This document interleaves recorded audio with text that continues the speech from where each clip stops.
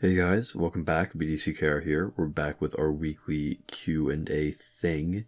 You're consuming it how you're consuming it, and who am I to tell you to do it differently? This is season 13, episode 12. Do you want to tell the people what they'll be looking at in terms of, like, folks on their screen? Yeah. Team? So, because this is the season where we've been playing with the upcoming challenge character in the Q&As.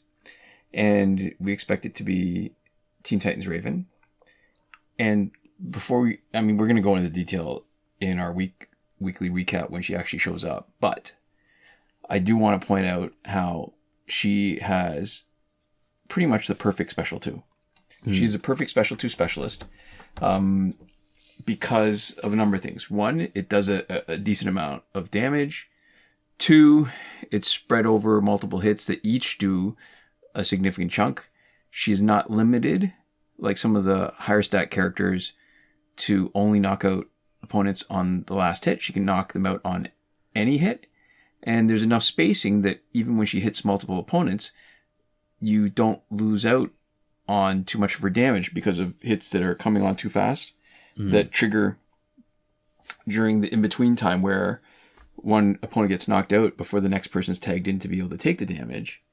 She's really good. And the kicker is, it's only a specific situation, but there are moments in the Special 2 where she disappears so that she is not subject to Raven Prime's health swap when Raven Prime's health drops below 20%. So you can just knock them out with abandon. This is a sharp contrast to last week's Green Arrow, Rebirth Green Arrow, where because only his last hit can knock out the opponent, he is guaranteed to trigger Raven Prime's passive and do the health swap. But worse than that, he's going to typically trigger it when it's 0, so he's going to have like 1 health, and he only triggers it once, which is pretty useless. He's going to trigger it once, so anybody you bring in to save him, if you want to save him, usually you do, it's that whoever you bring in will be vulnerable to Raven Prime's second trigger, so you got to wait it out to get a chance to maybe bring him back in to knock out Raven. Teen Titans Raven does not have that problem. She can just knock the crap out of Raven Prime right out of the game. No trigger. Love her Special 2. Independent of her passive or any other consideration, I think if she didn't have a passive, she would still be one of my favorite characters to play, and her passive just makes her even better. Yeah. So we'll talk more about her on Thursday. For sure. Yeah. So this is, lately, sometimes we go for weeks without actually talking about current events. Yeah. And I feel like we're doing current events a lot more, but I also feel like there are very pressing things that are concerning in our neck of the woods in our part of the world. And we talked about it last time. This is basically Canada versus US Part 2. And what I want to do is not rehash a lot of stuff that I'm reading, right? Because, the US has initiated a trade war with Canada. Lots of people have their takes. Although now what's interesting is I was pushing a lot for export taxes. And before, I think it was sort of, the popular kind of conversation. And it's happening and it's great. And one thing I want to really point out in terms of the people who are replying, because I'm seeing this in some of the small niche special interest groups that I'm in, is that there's lots of people complaining about the Canadian response. There's even more people that are supporting it, right? Even Americans. But it's the nature of the complaints where there are people who are clearly bad faith actors who just complain about Canada in general and think, yeah, you should welcome your evil American overlords, which is stupid. Really, do I want to give up single-payer healthcare? Do I want to give up my access to healthcare to, abortions? Do I want to let government decide what's going to happen? Do I want to have guns? Do I want to be in constant sort of alert mode, being afraid that potentially there's any situation is going to be made worse with guns? It's not that there's no guns, but the proliferation of guns where basically anybody walking down the street is somebody potentially carrying a gun, right? It's ridiculous. But even the not bad faith actors, there's people who are complaining that, you know, they didn't vote for Trump. Please don't hurt everybody else the same way. Mm-hmm. And then you have, on the other side, you've got a lot of Americans who are saying, you know what? Yeah, you really should do something. And I support you. Do what you got to do. Yeah. It's hard, right? Because I think part of the problem is that Trump is clearly negotiating in bad faith, right? It's not negotiations. Yeah. I mean, it's basically extortion. Like when you do that, like when you actually don't, when you're saying, what can you promise me? And you promise, and you offer nothing back in return, or you offer something in return that there's no way that the other person can rely on you delivering. Yeah. It's extortion. I don't know if there's a more polite or pleasant way to say it. Mm-hmm. So it's tough because, you know, it's another one of those things that's a lot like when you talk about the difference between like Putin and Russian citizens, right? Mm-hmm. Where I am not making any larger statements about any individual American citizen, right? Right. Because ultimately, even if you voted for Trump, this is hurting you, right? There's, at least in the short term, right? In terms of the price of goods and everything else, it's hurting us and it's hurting you. And it's kind of, it's not the same thing at all, but it's a parallel to when we're talking about the healthcare CEO, right? Yeah. Shooting, where, you know, he is the person who opted into that system, right? Where not only opted in, is benefiting directly from that system. So if you think about sort of people who voted for Trump, those people opted in to this. Not this exactly. They couldn't know exactly what the outcome was going to be. I don't believe that, though. But they opted into the system, right? And so, you know, Trump voters might not have known what they were getting, but this is what they were promised. See, this is the other thing too, right? So when we talk about how people are reacting, one of the weird responses that I see. So there's lots of people who are clearly suffering in the U.S. That's one of the reasons why I've seen as an excuse or a reason why people in the U.S. are not as aware of what's happening between U.S. and Canada, because they've got too much crap happening in their backyard.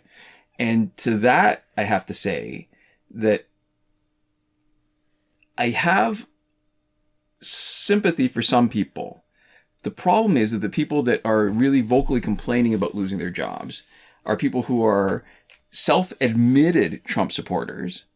And instead of seeing, oh, you know what, we made a big mistake, sometimes I'm seeing, yeah, this is exactly what he promised. This is what we're getting. This is awful. What I'm seeing more of is, yeah, I supported Trump. He wasn't supposed to do it like this. He said he was going to do this stuff, but not like this. Mm-hmm.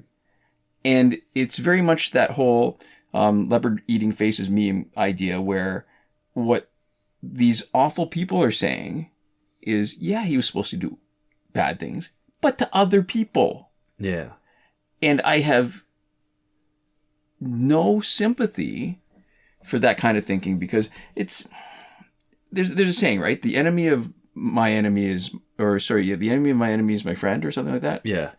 And I think that's wrong. I think before we take back, I mean, again, we're not Americans, right? In my mind, it's not Democrats and Republicans or even liberals and conservatives. It's progressives and regressives.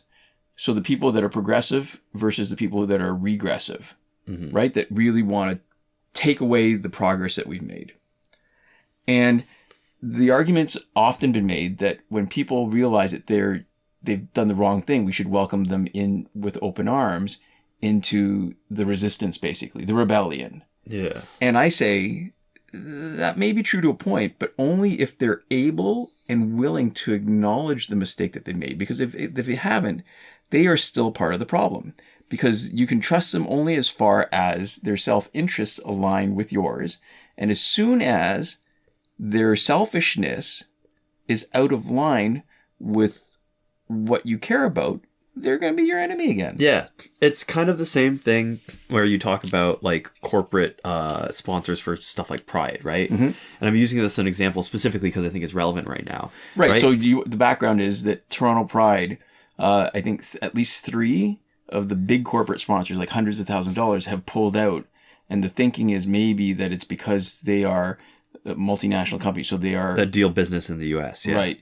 And because of the the whole anti diversity movement by the current American government. Yeah.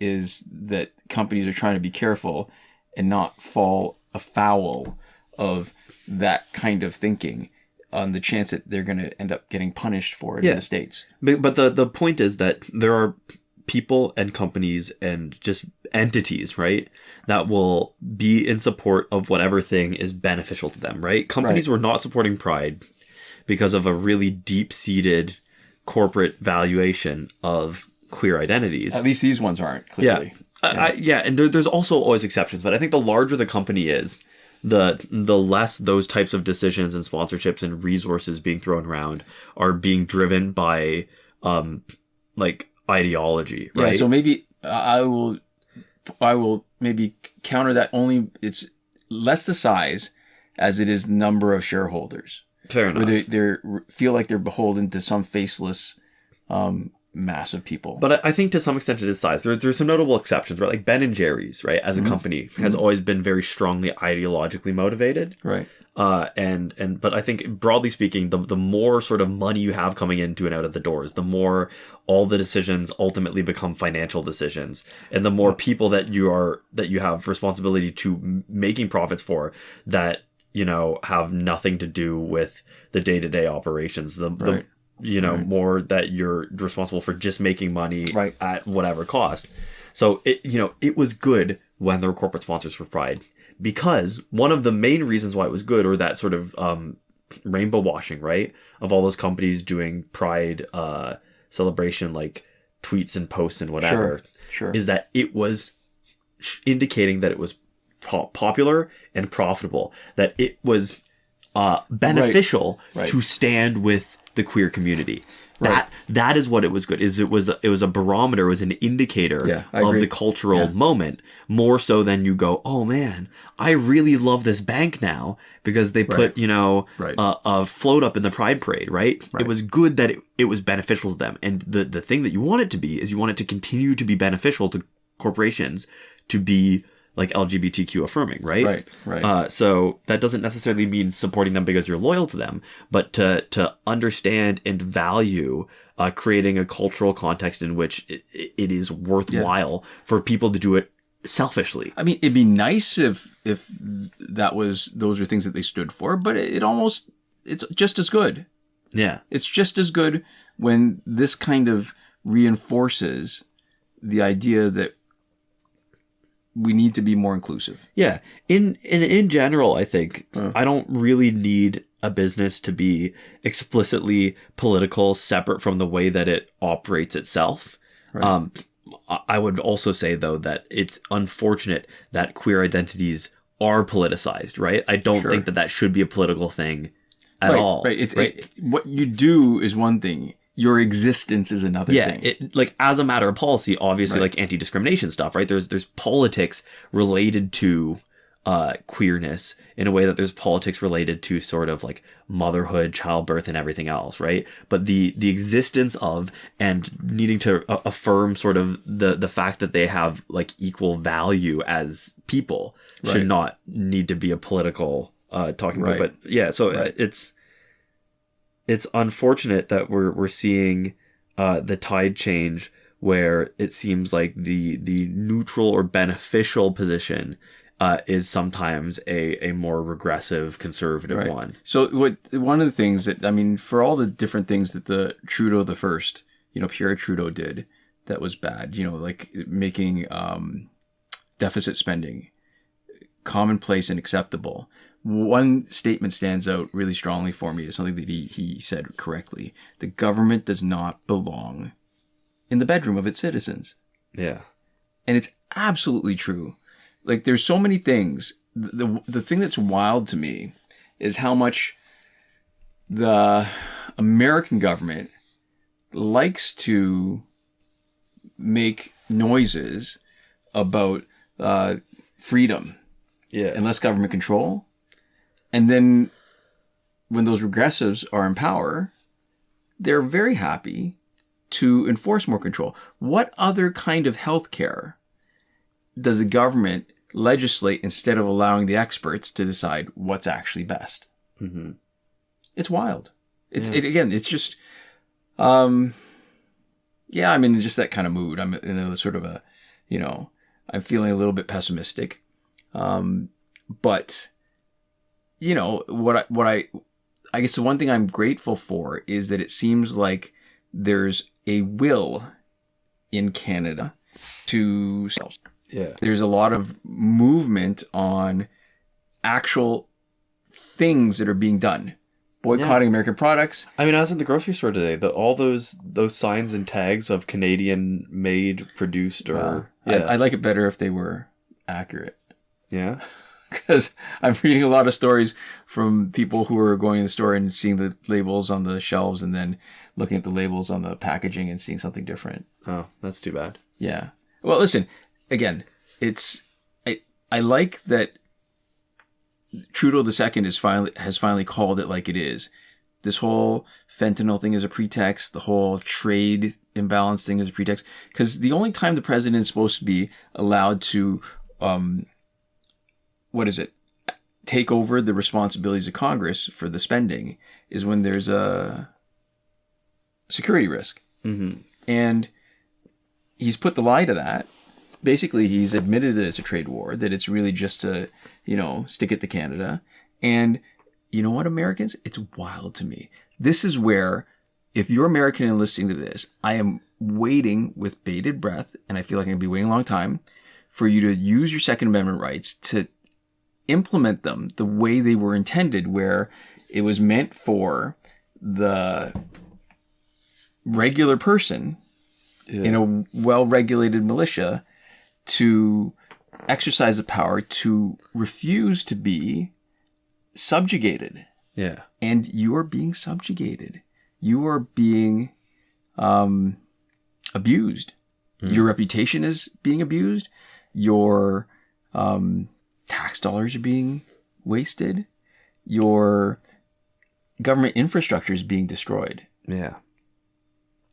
It's the whole situation with Doge is just one of those examples of trying to save in a way that is so destructive, and for all the stuff that is being really damaged, the cost to bring things back to working how they should have before, when there are things that are being destroyed or contracts that are being canceled or whatever, like there's going to be a huge amount of logistical cost to bring all this stuff back online that needs to be brought back online. And that's not even the stuff that I think should be, that might not be. That's the stuff that they are already recognizing that they do need to bring back, right? Like even the people that I disagree with who are making the decisions in the first place, going like, we should Oops. We got to fix some of this. Yeah. Yeah. I mean, listen, you have Twitter, you destroy it like that, it's a private entity. The worst that'll happen is goes out of business. Yeah. You destroy government, you are... I'm not going to say there's no government waste, because there is. But what you're doing is you're destroying the underpinnings that support millions of people being able to live with dignity. God, it's wild to me. I don't know that we're ever going to see anything like this in our lifetimes, and I hope we never see anything like this again. And I'm a little bit worried. I think there is a real danger. And the problem is that it almost doesn't matter for some people in the States what they see. They are still willing to listen to whatever lies they're told because of the person telling it to them. Mm-hmm.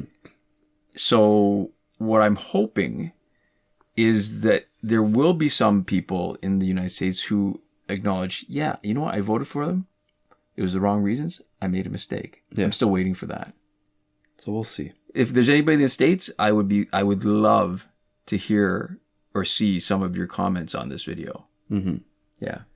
So our first comment of the week, speaking of comments, comes from Alex Vasco. And they say, it was like 10 years ago that I was traveling the world with an iPad in my backpack with only one game, Injustice. And I watched these videos when I could. It's insane and awesome. You're still doing this. Feels like going back in time. And I don't know if I have too much to say about this, but just that's a cool comment. Sure. I think, having done sort of some of those, not exactly the same thing, but like the longer road trips of just going out and sort of just doing stuff for a while. Yeah. It's like a very cool, interesting sort of, I think it has the potential to be a formative time, but at the very least, it's one of those things that's like an experience that you only get sort of once. Yeah. And it's a really sort of special thing. So I think it's just fun to be a part of that experience for somebody else. And I'm thinking about that and going, wow, you were doing all that stuff, and the thing that you were deciding to watch while you can was our videos. Yeah, that's cool. Well, you know what, too? I also think I have a great appreciation for the power of nostalgia. Yeah. And I love that we can be a source of that kind of joy for somebody else. It's pretty cool. Yeah. Because I think that, you know, when I think to the stuff that mattered and matters to me, it's cool. And I think oftentimes it's more about the person than it is about the thing. Yeah, right? Yeah. It's what you bring to it. So I'm not going to say for Alex that, you know, we were anything special, right? But it was your relationship to our content that, if it was special to it all, that made it special, right? Right. I don't think that we were anything, you know, when I think about how good some of the stuff that sort of touched me or been important in those formative times are, I have a hard time putting myself anywhere near that sort of stuff. But I think, you know, it's what you bring to it, and it's cool. And it's a lot of it. It's not that this was nothing, right? A lot of it is luck. It's like what happens to be at the time, because Joe Walton has this neat concept. She's come up with a really great sort of useful idea. It's called the suck fairy. And there's stuff that you enjoy, you know, years ago. Yeah. And when you enjoyed it at the time, you were a different person. You had, no matter how old you are now, you had less life experience. You've learned things since then. You've had more experiences since then. And when you go back to it, sometimes the suck fairy got to it. It's a concept, right? That the suck fairy got to it, and now it kind of sucks. It's not as good anymore. And it really doesn't have anything to do with the media. It has to do with what you're bringing to it. And it was probably just as bad originally. It's just that you had a bit of a blind spot for it. So what it's definitionally like the same. Yeah. So what I like about this is that the impression I'm getting, you know, Alex doesn't say it explicitly, but I'm getting the impression that they don't feel like the suck fairy has gotten to us yet. So or if they're watching our new stuff, maybe we aged with them a little bit. Oh, that's true. Yeah. No, that's cool. Yeah. Because I think that's the thing, is that for the suck fairy, it needs to be one static thing. And I think we're at least a little bit of something different than we were 10 years ago. I'm certainly very different. I'm a different me, for sure. Yeah, I'm less different. Yeah. But I think I maybe had not gone through puberty 10 years ago. When you started, yeah. That's so true. Like that's a little bit of a difference. I must have mentioned it before, but there was a sort of transitionary period where, when I started out, if there was comments about how I sounded, they were negative ones. And I think it was mean and unnecessary, the way that much of the internet is. Yeah. But also, I would say that it was true. I would say that if somebody was annoyed by my voice, that they came by it honestly. And I think it would be fair to describe my voice to somebody who, to at least some portion of people, as annoying. If I listen back to my voice back then, I've been like, man, I might have been annoyed by my voice. And I'm going to strongly disagree with that. I think there's different people. We have different voices. They are the perfect voices for ourselves at the time. Maybe you have a preference for one type of voice. Maybe people would like to hear like a really deep voice. Maybe people prefer to hear a high-pitched voice. But I think that kind of, there's, at least in some of the attacks on you at the time, there's you say attacks. I want to say it was a vast majority positive comments. Everyone would be like, this kid's voice is annoying. Well, it was misogynistic. I think there was a lot of it that, because it tracked, like, there's some who thought you were a woman. Yeah. Because part of what you're saying, despite your voice being prepubescent, you were saying intelligent things. So for some people, that presented as an adult woman instead of a kid. Mm-hmm. And so some of those attacks were absolutely misogynistic. Mm-hmm. And I think people get away with it. People can get away with saying that they don't like, what's the term? Is it vocal fry? Yeah. They say that they don't like the sound of that and that it annoys them. But how are people not, where are the other people complaining? I hate that deep bass profundo. Yeah. Like, it just doesn't happen. And it can't just be that everybody likes chocolate and nobody likes vanilla. Mm-hmm. Right? I think whether it's people's preferences, what gives them the license to feel like they can speak about it absolutely is rooted in misogyny. Yeah, so you're saying as a child I was receiving some splash damage, what was meant for misogyny, but was hitting me. 100%. Yeah. Absolutely 100%. somebody come at me if you think they were wrong, but I'm telling you that this is exactly how it tracked for me. But anyway, so there's been different times. I for whatever, either way, I'm not as interested in going back and listening to those older videos. Oh, I've never never although gone back. to be fair, I don't listen to the new videos either. but that's because I'm here, right? We're experiencing live, baby. Yeah, exactly. I don't need to hear myself talk back to me. I already know about all the things I say because they come out of my mouth. Sometimes you're not fully sort of tuned into the stuff that you're saying. So, we're saying this and we're laughing about it, but there are specific times where I go back into a forum that I participate in, and I read posts that I've written that I've put some effort into, and that are detailed and explain ideas. I think, did I write that? I can't remember thinking through the process to actually come up with those words. I think I did a better job than I would have done now. Yeah. So it's funny to me that there's that enough separation sometimes that, I mean, we sort of joke, right? This is not the kind of channel we would listen to. Yeah. But I wonder if there's some things that would surprise me if I took the time to go back. I mean, there's just too many hours. I don't know that I'd ever do it, but it's just funny. I like to think, because I think I try to share and express stuff that is helpful to me. So like one of the things that I was really pleasantly surprised by is I had a friend recently in like a Discord server I'm in bring up an idea that I had shared a while ago and been like, that he said this a little while ago and it just kind of stuck with me. And what was cool about that, so the idea, just in brief, is the idea of sort of productive versus consumptive hobbies, right? Mm-hmm. And the idea is that a consumptive hobby is anything that is like just you consuming media, you watching a show, you reading a book, you playing a video game, whatever. And there's tiers within that, but in general, consumptive hobbies are a lot more like empty calories, right? And the sort of default version of a consumptive hobby now is, I think, the sort of the worst version of it, where you're very passively experiencing an algorithmic feed where you're not even really picking and choosing what happens. Right. You are just setting aside a certain amount of time to experience stuff, and then you experience it for that amount of time, and then when you're done, you sort of you turn the hose off, and then you stop experiencing stuff, right? Right.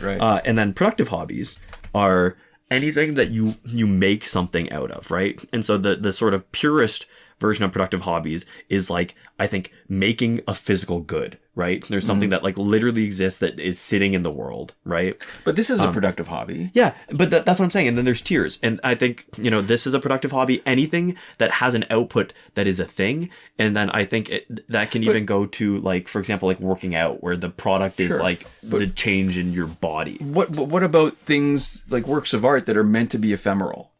That, somebody builds a sandcastle. Like there's a very... That's still a productive hobby, I would say. No, I understand that, but there's nothing that remains. Yeah. Like I don't know that permanence is as important as it is that there's some sort of interaction, like that the audience gets something out of it. There just needs to be an output, right? An output can be destroyed, right? Yeah.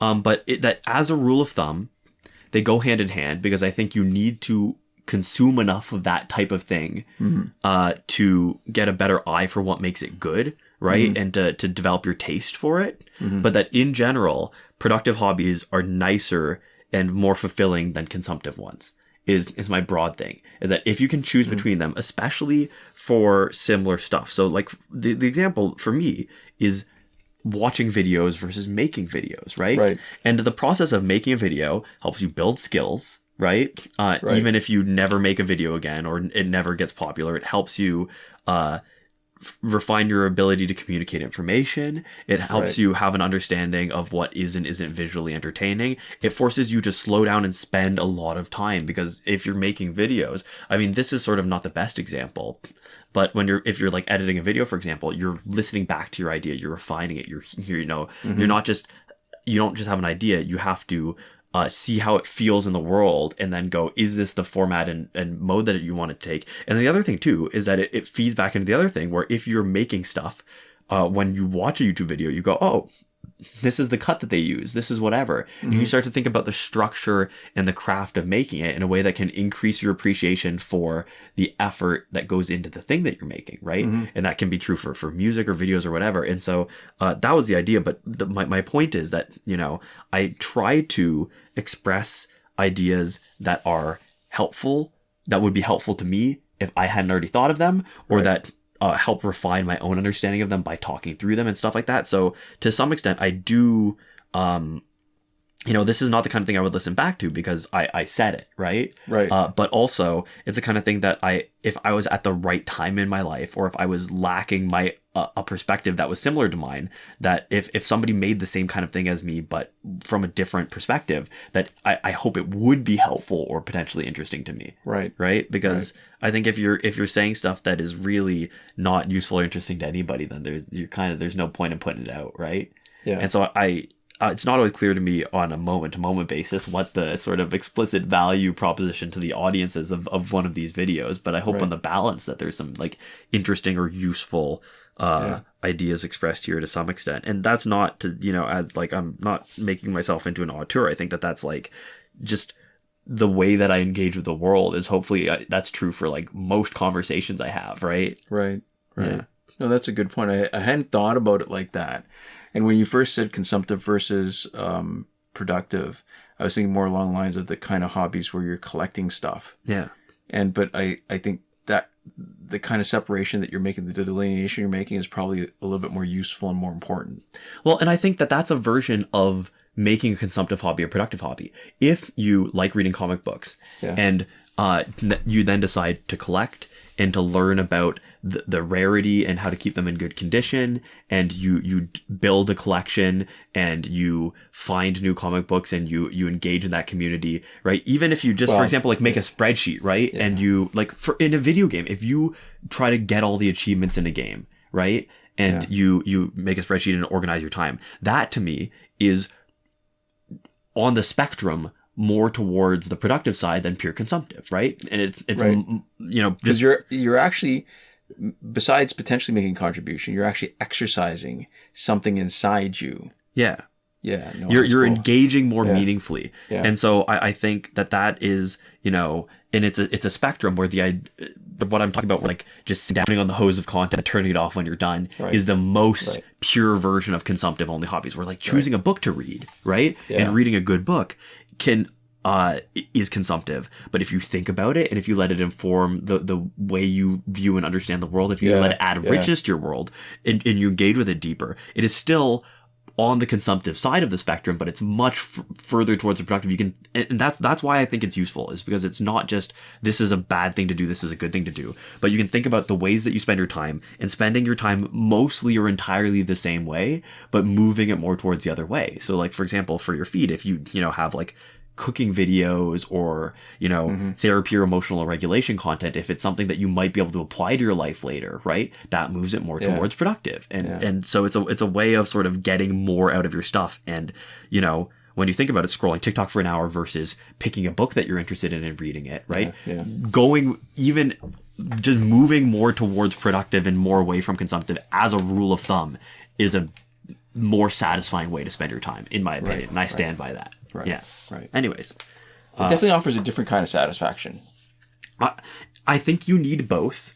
Yeah. Or I don't think you need both, but I think both is good in different amounts. But I think in general, the consumptive stuff is really, really easy. Like exceptionally easy. Sure. That if you you require other people. Like if you don't have other people making that stuff for you, you lose it.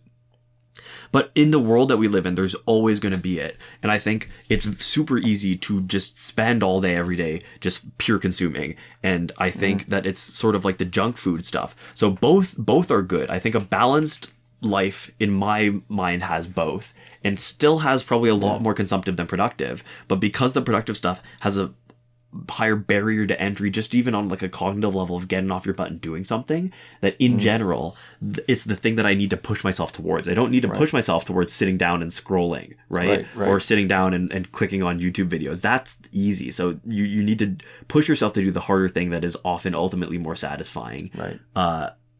To at least get yourself started. Right. Yeah. Right. So anyways. We're out of time, but I want to do at least bring this back around to Injustice at least with one really quick question, right? Yeah, okay, so JMO6603 says, what are the 12 missing challenge characters? All right, right now, as of March 11th, 2025, it is Aquaman Regime, Batman Red Sun, Deathstroke, Arkham Origins Deathstroke, Deathstroke Red Sun Deathstroke, Doomsday Containment, Hawkgirl Prime, the best one, S tier. Absolutely, you want her when she comes around. Killer Frost Regime, Raven Regime, Solomon Grundy Boss, Flash Elseworld, one of my all-time favorites, the first gold Flash that we had access to. Yeah. Absolutely love him. Wonder Woman 600 and Zod Prime, as opposed to Man of Steel General Zod Prime. So there we go. That's our Injustice content for the week. To finish up, we'd like to give a huge thanks to our patrons on Patreon. That is Michael Devries, Irvin, Ruiz, Hoshi127, and Nora Klimek, who are supporting us on the credited level. I'd also like to give a huge thank you to you for supporting us however you do. So thanks so much for watching, and we'll see you next time. Komoda.